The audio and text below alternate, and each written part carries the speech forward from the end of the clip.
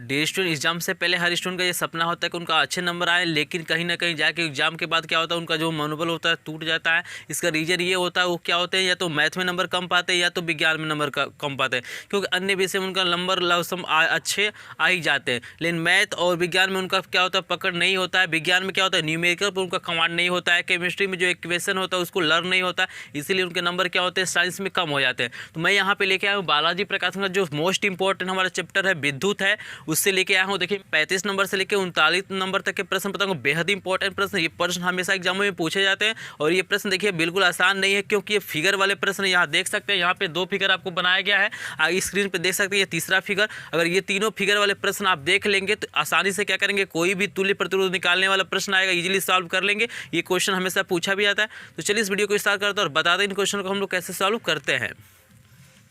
तो देखिए इसमें हमारा जो 35 नंबर प्रश्न इसमें क्या दिया हुआ है, कह रहा है कि 2 प्रतिरोधों के मान क्रमशः 6 ओम तथा 3 ओम है, इनके संयोजन से बनने वाले अधिकतम एवं न्यूनतम प्रतिरोध की गणना कीजिए। तो देखिए ये भी प्रश्न पूछा जाता है, इस टाइप के प्रश्न जरूर एग्जाम में आते हैं और ये फिगर वाला प्रश्न तो आता ही आता है। और ये देखने में आपको बहुत सिंपल लग रहा है, आपको ये लग रहा है सब श्रेणी क्रम में, लेकिन बिल्कुल ऐसा नहीं है। इस प्रश्न का अभी देखिए जो सॉल्व कराऊंगे तो बहुत सी चीज़ें क्या है, कुछ समांतर में है कुछ श्रेणी में। अगर ये चीज़ें समझ गए, मैं इसमें ये भी बताऊंगा कि अगर ऐसे फिगर आ जाता है तो कैसे जानेंगे कौन सी यहाँ पे तार क्या है समांतर श्रेणी में है और कौन सा क्या है आपका श्रेणी क्रम संयोजन में है। तो पहले हम देखते हैं 35 नंबर। तो यहाँ पे हमें दिया हुआ R1 हमको दिया हुआ है, पहला जो प्रतिरोध दिया हुआ है ये 6 ओम का दिया हुआ है, या R2 यहाँ पे हमको दिया हुआ है स्टूडेंट 3 ओम का, ठीक है ना। और हमसे पूछ रहा है कि कब हमारा क्या होगा, इसका जो तुल्य प्रतिरोध हमारा क्या होगा, अधिकतम होगा, और कब क्या होगा, न्यूनतम होगा। तो यहाँ पे आपको याद रखना है कि श्रेणी क्रम संयोजन में जो तुल्य प्रतिरोध होता है अधिकतम होता है और समांतर क्रम संयोजन में हमारा क्या होता है,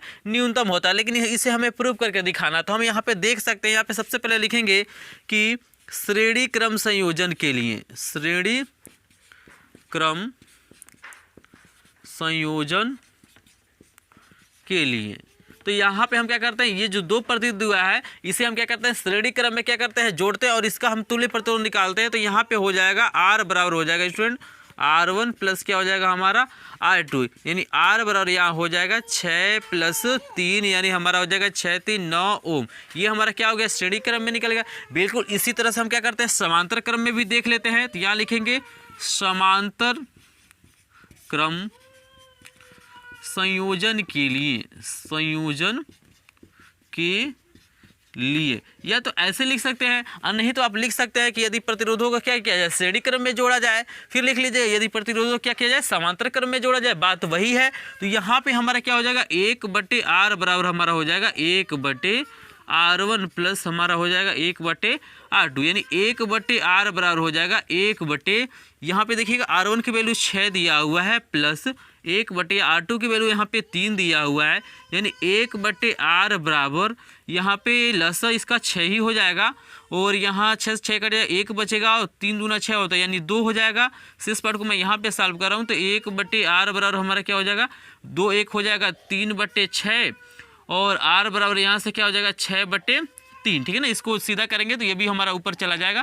तो 3 दूना 6, यानी R बराबर क्या हो जाएगा यहाँ से 2 ओम, ठीक है ना। यहाँ पे देख रहे हैं ना, तो श्रेणी क्रम में हमें कितना मिला, 3 ओम मिला है, और समांतर क्रम इसी प्रतिरोध को जोड़ा गया है तो क्या हुआ है, 2 ओम मिला है। तो इसमें बताइए कौन अधिक हो रहा है। तो इसलिए यहाँ देख सकते हैं कि श्रेणी क्रम संयोजन में क्या होता है, तुल्य प्रतिरोध का मान क्या होता है, अधिकतम प्राप्त होता है, और यहाँ पे समांतर क्रम संयोजन में क्या होता है, न्यूनतम प्राप्त होता है। तो यहाँ पे हम लोग इसको लिख सकते हैं, लास्ट में हम लोग लिखेंगे कि अतः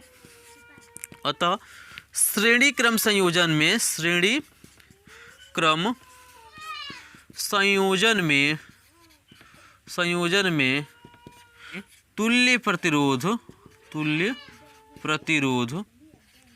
कितना आया है, यहाँ देखिए 9 ओम, यहाँ लिखेंगे 9 ओम अधिकतम प्राप्त होता है, अधिकतम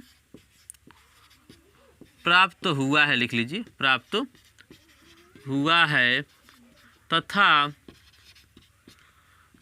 समांतर क्रम संयोजन में, समांतर क्रम संयोजन में तुल्य प्रतिरोध 3 ओम न्यूनतम प्राप्त हुआ है, न्यूनतम प्राप्त हुआ है। तो इजीली देख सकते हैं, कभी कभी ये प्रश्न बहुविकल्प में भी पूछ देता है कि किस क्रम में तुल्य प्रतिरोध का मान क्या होता है, अधिकतम प्राप्त होता है। तो आपको याद रखना है कि श्रेणी क्रम में कभी भी अधिक आएगा और समांतर क्रम में कभी भी क्या हो जाएगा, कभी आएगा। तो इस तरह से हम इजीली क्या कर सकते हैं, ऐसे क्वेश्चनों को सॉल्व कर सकते हैं। बेहद इंपॉर्टेंट क्वेश्चन हमारा बाकी, मैं 39 तक के प्रश्न कराऊंगा, काफी इंपॉर्टेंट प्रश्न है। वीडियो को लास्ट तक देखिए ताकि आपको इजीली समझ में आ जाए। तो ये इजी थोड़ा सा प्रश्न था, इजीली हमने करके इसको सॉल्व कर दिया। अब चलिए हम देखते हैं 36 नंबर प्रश्न। देखिए बहुत बारी पूछा भी गया है, इसमें धारा का भी मान बताना है, कुल प्रतिरोध का भी मान बताना, एसी के बीच का विभवांतर भी बताना है। तो चलिए इसको देखते हैं। तो देखिए स्टूडेंट, जो 36 नंबर का प्रश्न है वो काफ़ी इंपॉर्टेंट प्रश्न। तो 36 नंबर का जो फिगर ये वाला है और यहाँ पे 37 नंबर का जो हमारा प्रश्न है इसका फिगर ये वाला है। तो यहाँ पे हम देखते हैं, तो यहाँ पे देख रहे हैं कुछ ट्रायंगल की जैसी आकृति बन रही है। यहाँ पे हमसे सबसे पहले पूछा जा रहा है कि कुल प्रतिरोध बताइए और पूछा जा रहा है कि धारा बताइए। तो देखिए धारा हम इजीली निकाल लेंगे यदि हमें ये पता चल जाए कि यहाँ पे जो हमारा कुल प्रतिरोध है, तुल्य प्रतिरोध वो कितना हो रहा है। तो यहाँ पे प्रतिरोध वाला ये सबसे बड़ा चीज़ है। तो आप समझ सकते हैं धारा के मान से अगर क्या होता है, आपको मैंने बताया था कि समांतर क्रम में क्या होता है, धारा का मान अलग अलग होता है, ठीक है, लेकिन वहाँ पे विभवांतर क्या होता है, सेम होता है। लेकिन वही श्रेणी क्रम संयोजन में क्या होता है, धारा का मान क्या होता है, समान रहता है, लेकिन विभवांतर क्या होता है, अलग अलग होता है। तो यहाँ पे आप इजीली देख सकते हैं कि यहाँ पे क्या हो रहा है, ये बैटरी है और यहाँ से जो धारा जा रही है, तो यहाँ धारा जाएगी तो स्टूडेंट क्या होगा, एक धारा यहाँ जाएगा और एक धारा यहाँ पे होगा। अगर आई जाए तो इसमें हमारा क्या हो जाएगा, I1 हो जाएगा और यहाँ पे क्या हो जाएगा, I2। यानी कहने का मतलब ये है यहाँ से धारा का मान क्या हो जा रहा है, बट जा रहा है, दो दिशाओं में जा रहा है। तो यहाँ पे जब धारा का मान क्या होता है, दो दिशाओं में जाने लगता है, एक ही तार में नहीं जाता है, तो वहाँ पे जो क्रम होता है हमारा क्या होता है, समांतर क्रम होता है। उसी प्रकार बिल्कुल हम इसको जब सॉल्व करेंगे तो ऐसे आपको धारा के द्वारा ही दिखाएंगे कि कौन समांतर में और कौन श्रेणी में है। इजीली समझ सकते हैं कि ये वाला जो हमारा तार है, यहाँ पे जो धारा आ रहा है, तो यहाँ देखिए यहाँ पे धारा जो आ रहा है वो सेम आएगा, जो धारा यहाँ आएगा वही धारा क्या होगा, इस तार में भी जाएगा, लेकिन इस तार में क्या होगा, धारा का मान बदलेगा। तो ये जो हमारा तार है इसके साथ क्या हो रहा है, समांतर क्रम में हो रहा है। इजीली समझ सकते हैं। देखिए इस फिगर को इस तरह से भी बना सकते हैं जैसे स्क्रीन पर आपको दिखाई दे रहा है, ये फिगर ऐसे भी बन सकता है, ठीक ना। अगर यहाँ पे आपको नहीं समझ में आ रहा है तो यहाँ से इजीली आप समझ सकते हैं। अगर कोई भी डाउट होता है तो कमेंट सेक्शन में कमेंट कीजिएगा। तो मैं क्या कर रहा हूँ, इस 3 ओम के प्रतिरोध और इस 3 ओम के प्रतिरोध को क्या करता हूँ, समांतर क्रम में ले जाता हूँ। यहाँ पे तो धारा सेम ही जा रहा है और दोनों जुड़ के जब एक तार बन जाएगा तो ये भी हमारे इसके श्रेणी में हो जा रहा है। तो हम लोग लिखेंगे कैसे, हम लोग लिखेंगे ए व सी, लिखेंगे ए व सी के बीच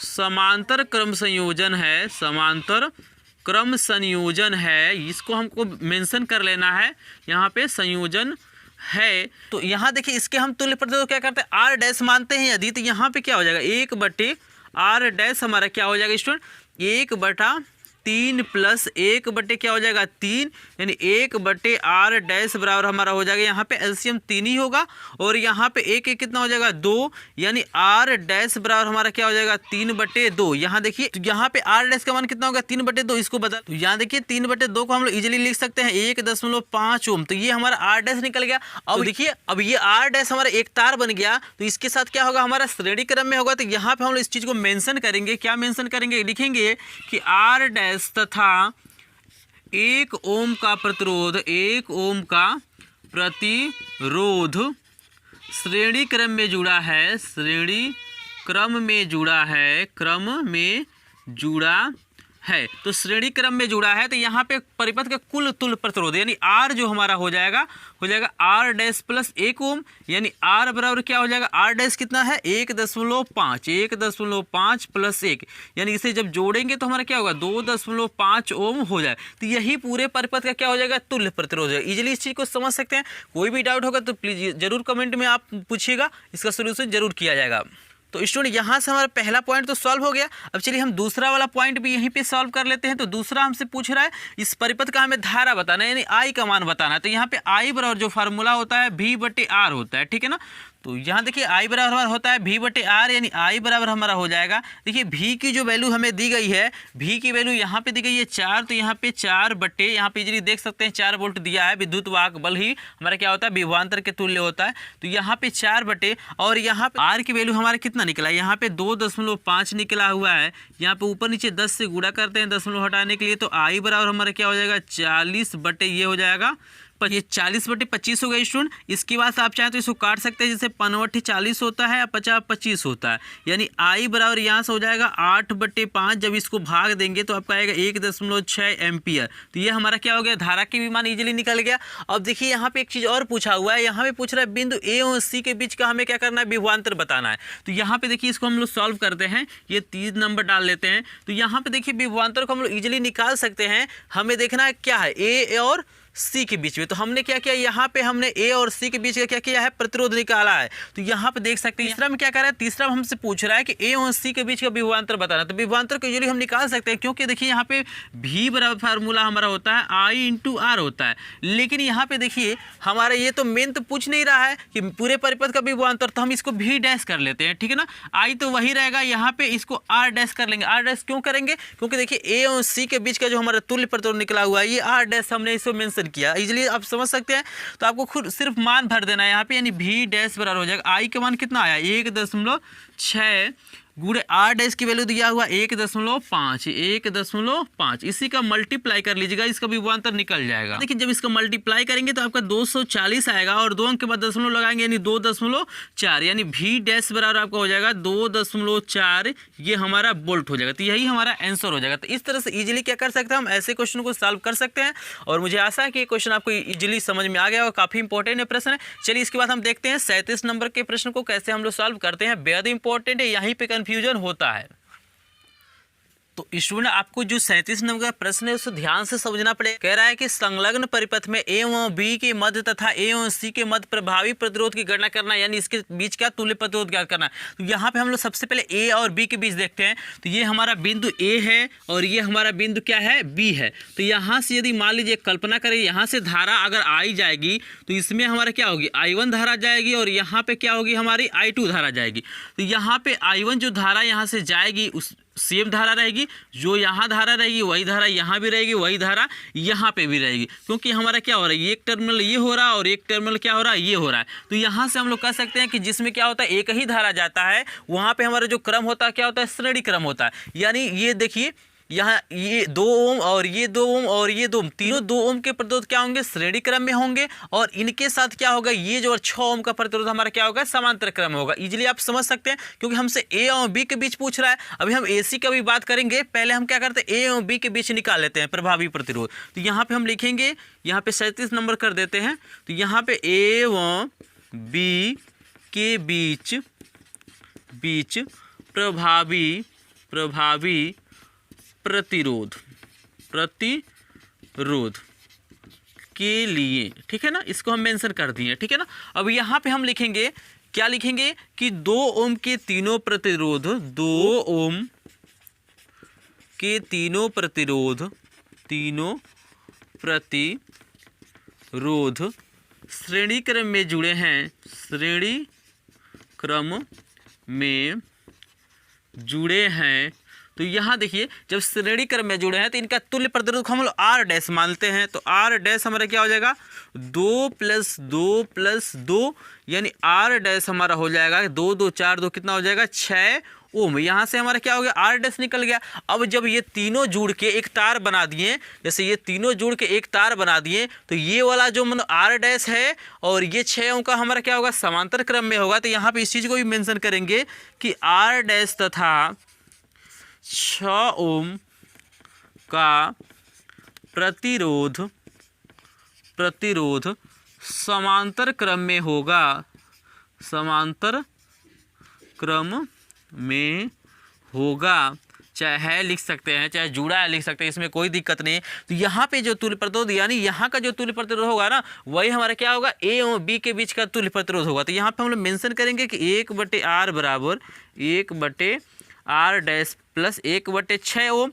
यानी इसको आगे मैं सॉल्व करूँगा तो 1/R बराबर मेरा हो जाएगा 1/6, क्योंकि R डैश हमारा क्या है, 6 है, और ये जो प्रतिरोध है ये भी हमारा क्या है, 6 ओम का है। तो 1/6 प्लस 1/6, यानी 1/R बराबर हो जाएगा, ये देखिए ऊपर हो जाएगा 2 और ये हो जाएगा 6, यानी R बराबर हमारा हो जाएगा 2 × 3 = 6 होता है, यानी 3 ओम। तो ये हमारा जो आर मान यहाँ पे निकल गया, ए बी के बीच का जो हमारा तुल्य प्रतिरोध हो गया 3 ओम आ गया। इजीली इस चीज़ को समझ सकते हैं। कोई भी डाउट होगा तो कमेंट सेक्शन में कमेंट कीजिएगा। इसी प्रकार हम निकाल लेते हैं ए सी के मध्य प्रभावी प्रतिरोध। तो यहाँ देखिए हम निकालते हैं ए सी के मध्य, ये लिखेंगे ए व सी के मध्य प्रभावी प्रतिरोध, ठीक है ना। इसके बीच का हमें क्या करना है, तुल्य प्रतिरोध निकालना है। तो यहाँ पे देखिए ए और सी कहाँ हो रहा है, एक बिंदु ये ए है और यहाँ पे क्या है, सी है। तो यहाँ से यदि धारा जाएगी तो बात वही, अगर आई धारा है तो ये कि यहाँ पे I1 जाएगी, यहाँ पे क्या होगी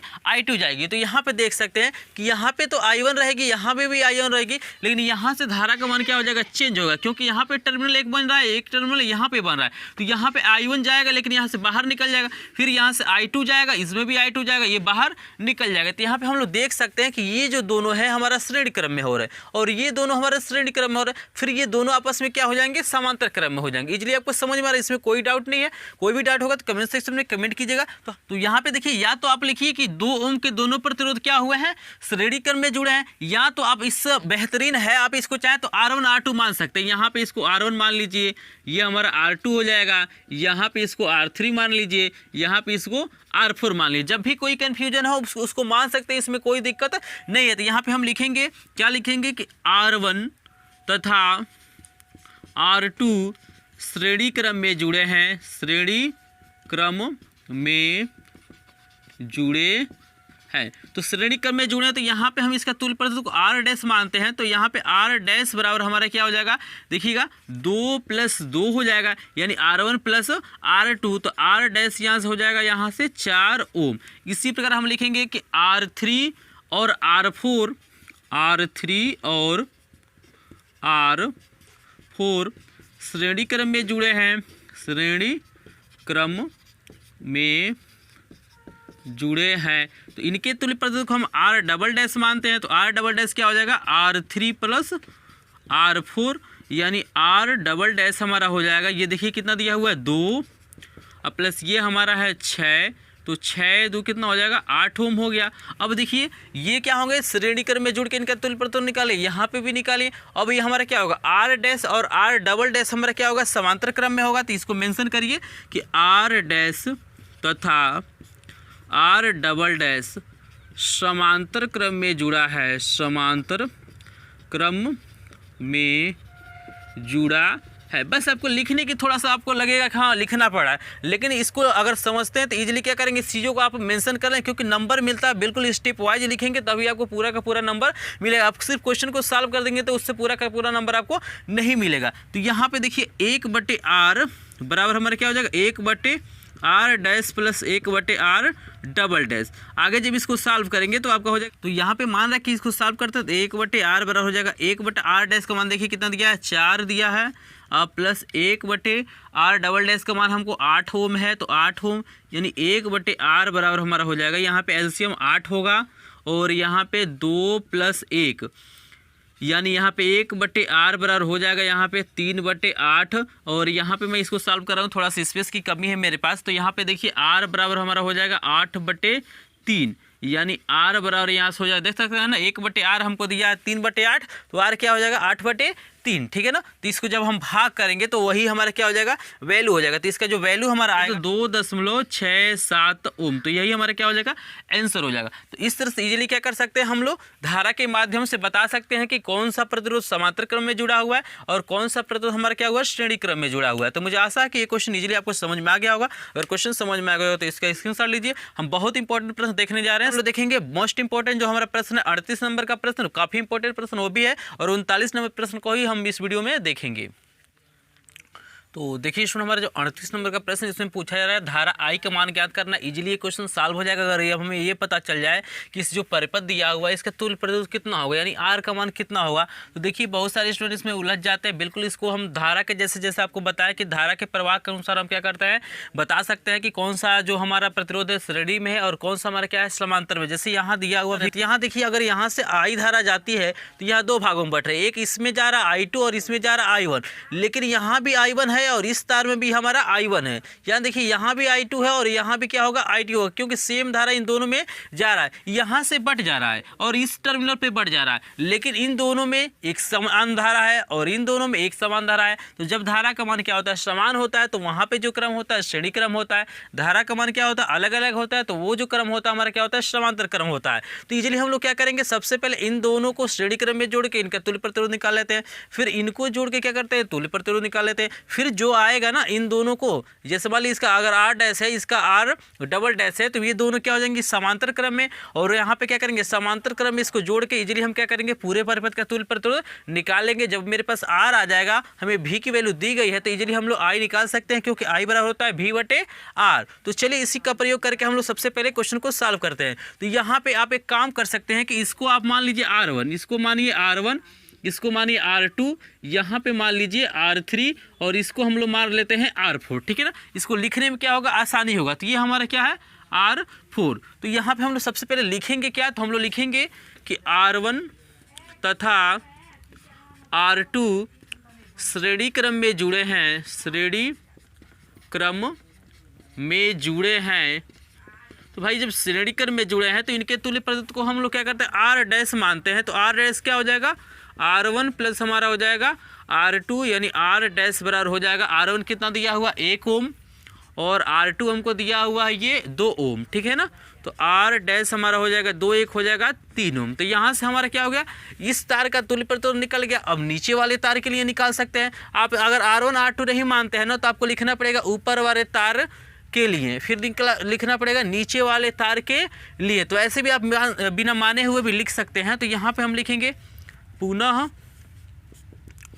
R3 और R4 श्रेणी क्रम में है, श्रेणी क्रम में है चाहे जुड़े हैं, बात क्या है वही है। तो यहाँ पे हम निकालते हैं R डबल डैश हमारा क्या हो जाएगा R3 प्लस क्या हो जाएगा student R4। R double dash हमारा क्या हो जाएगा R3 कितना दिया हुआ है देखिए 2 ओम है और R4 हमारा 4 ओम है, यानी R डबल डैश हमारा हो जाएगा 4 दूनी 6 ओम। यहाँ से हमारा क्या हो गया निकल गया। अब इस पूरे परिपथ का जो हमारा तुल्य प्रतिरोध होगा उसको निकालने के लिए हम लोग क्या लिखेंगे, तो मैं यहाँ पे सॉल्व कर रहा हूँ। तो लिखेंगे कि R डैश तथा R डबल डैश समांतर क्रम में जुड़े हैं, समांतर क्रम में जुड़े हैं। जैसे आप देख सकते हैं ये दोनों तार को हम जोड़ के इसका एक तुल्य प्रतिरोध बना दिए, फिर इन दोनों तार को जोड़ के एक तुल्य प्रतिरोध बना लिए। तो ये दोनों तार हमारे क्या हो जाएंगे समांतर क्रम में। तो उसी चीज़ को हम लिखेंगे तो यहाँ पे हो जाएगा 1/R बराबर हो जाएगा 1/R dash plus 1/R double dash, यानी 1/R बराबर यहाँ पे हो जाएगा 1/R डैश का मान कितना आया है ये 3 आया है, ठीक है ना, प्लस R डबल डैश का मान यहाँ पे 6 आया है। तो 1/ये हो जाएगा 6, यानी 1/R बराबर हो जाएगा, ये इसका लसर 6 होगा। यहाँ 3 से भाग करेंगे तो 2 आ जाएगा प्लस 1 हो जाएगा, यानी 1/R बराबर 3/6 और यहाँ पे R बराबर क्या हो जाएगा 6/3, क्योंकि 1/R का मान 3/6 है तो R का मान क्या होगा 6/3। तो इसको काटेंगे तो 2 3 दूना 6 होता है, यानी R बराबर हो जाएगा ये 2 ओम। इसका प्रतिरोध जो हमारा निकल गया 2 ओम आ गया। हमें विभवांतर का मान दिया हुआ है, इजीली हम लोग I निकाल सकते हैं। तो यहाँ से हम लोग लिख सकते हैं कि I बराबर V/R, यानी I बराबर हो जाएगा 6/2, यानी हमारा हो जाएगा 3 एम्पियर। तो हम लोग लिख सकते हैं कि अतः यहाँ पे परिपथ में धारा का मान 3 एम्पियर है। तो आप लास्ट में लिख लीजिए, काफ़ी अच्छा लगेगा। तो लिखेंगे अतः परिपथ में धारा का मान 3 एम्पियर है। तो यही हमारा क्या हो जाएगा आंसर हो जाएगा। तो इस तरह से इजीली क्या कर सकते हैं, विद्युत धारा की सहायता से आप इजीली बता सकते हैं कि कौन सा क्रम क्या है श्रेणी है और कौन सा समांतर है। तो मुझे आशा है ये क्वेश्चन आपको इजीली समझ में आ गया। अगर क्वेश्चन समझ में आ गया हो तो इसका स्क्रीनशॉट लीजिए। हम फिर देख लेते हैं क्वेश्चन नंबर 39 को। ये भी प्रश्न हमेशा पूछा जाता है। तो यहाँ देखिए हमारा 39 नंबर प्रश्न में क्या कह रहा है, कि हमारे पास 3 प्रतिरोध दिया है। हमें एक 20 ओम का दिया हुआ है, एक 24 का, एक 30 का दिया हुआ है, और हमसे कह रहा है कि एक बार आपको श्रेणी क्रम लेना है, एक बार क्या लेना है समांतर क्रम लेना है, और आपको बताना है कि प्रत्येक स्थिति में हमारा तुल्य प्रतिरोध क्या होगा। तो इजीली क्वेश्चन सॉल्व हो जाएगा। सबसे पहले हम लिख लेते हैं कि R1 हमको दिया हुआ है ये 20 ओम दिया हुआ है, ठीक है ना। R2 हमको दिया हुआ है 24 ओम, ठीक है ना। R3 हमको दिया हुआ ये देखिए 30 ओम।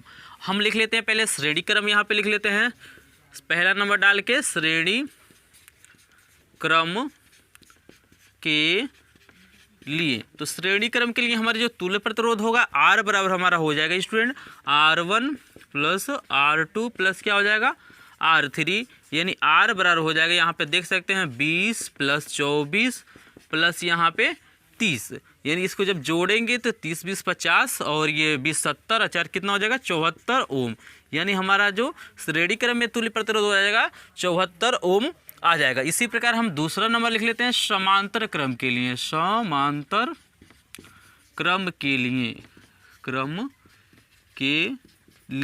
तो यहाँ देखिए समांतर क्रम के लिए क्या हो जाएगा, इस समांतर क्रम के लिए आप फार्मूला जानते हैं कि 1/r बराबर हमारा होता है 1/r1 प्लस 1/r2 प्लस 1/ क्या होता है हमारा R3 होता है, यानी 1/r बराबर हमारा हो जाएगा 1/r1 की वैल्यू देख सकते हैं 20 दिया हुआ है, प्लस 1/r2 की वैल्यू हमारे पास 24 है और प्लस 1/r3 की वैल्यू हमारा क्या है 30 है।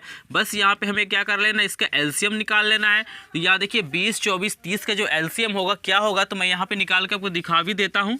ये 20 हो गया, ये 24 हो गया, ये हमारा हो गया 30। पहले काट लेते हैं 2 से, तो ये 10 बारी में कटेगा, ये 12 बारी में, ये 15 बारी में। फिर देखिए 2 से कटने वाला है, 2 5 10, 2 6 12, ये 15 वैसे ही रह जाएगा। फिर 2 से 6 कटेगा तो ये 5 हो जाएगा, 2 3 6 ये 15 हो जाएगा। फिर देखिए 3 से कट सकता है तो 5 तो वैसे रहेगा, 3 एकम 3, 3 5 15। फिर हमारा कट जाएगा 5 से, 5 एकम 5 और ये एक रहेगा, फिर 5 एकम 5, यानी गुणा करेंगे जो वही हमारा क्या हो जाएगा एलसीएम हो जाएगा। तो 2 दूना 4, 4 दूना 8, 8 3 24, यानी ये 24 है, इसमें 5 से गुणा कर लेंगे तो 5 को 20 हासिल 2 आएगा, 5 दूना 10, 2 हो जाएगा 12, यानी 120 हो जा रहा है। तो इसका जो एलसीएम आएगा कितना आएगा 120। उसके बाद हमें क्या करना है कि पहले वाले के हर से भाग करना है, जो भी आएगा अंश में क्या करना है गुणा कर लेना। तो यहाँ देखिए 20 से जब आप 120 में भाग करेंगे तो आपका 6 आएगा, ऊपर गुणा करेंगे तो 6 कम 6 हो जाएगा, प्लस यहाँ पे देखिए यहाँ देखिए 24 से जब भाग करेंगे तो आपका 5 आ जाएगा, प्लस यहाँ देखिए 30 से जब भाग करेंगे तो आपका 4 आ जाएगा, यानी 1/r बराबर हो जाएगा। इसको जोड़िए तो 6 5 11 4 हो जाएगा आपका 15/120, यानी r बराबर यहाँ पे हो जाएगा 120/15। इसी को जब हम काटेंगे तो हमारा इजीली आंसर आ जाएगा। तो देखिए 15 क्या होता है 120, यानी 8 ओम। यही हमारा क्या हो जाएगा आंसर हो जाएगा। तो मुझे आशा है स्टूडेंट ये जो भी क्वेश्चन थे आपका 39 नंबर तक के प्रश्न इजीली समझ में आ गए होंगे। अगर क्वेश्चन समझ में आ गए हो तो वीडियो को लाइक कीजिएगा, चैनल पे नहीं तो सब्सक्राइब भी कर ले, क्योंकि बालाजी प्रकाशन का इंग्लिश हो, मैथ हो, साइंस हो, सबका वीडियो मैं यहाँ पे प्रोवाइड करता हूँ। तो मिलते हैं आपसे नेक्स्ट वीडियो में, तब तक के लिए धन्यवाद।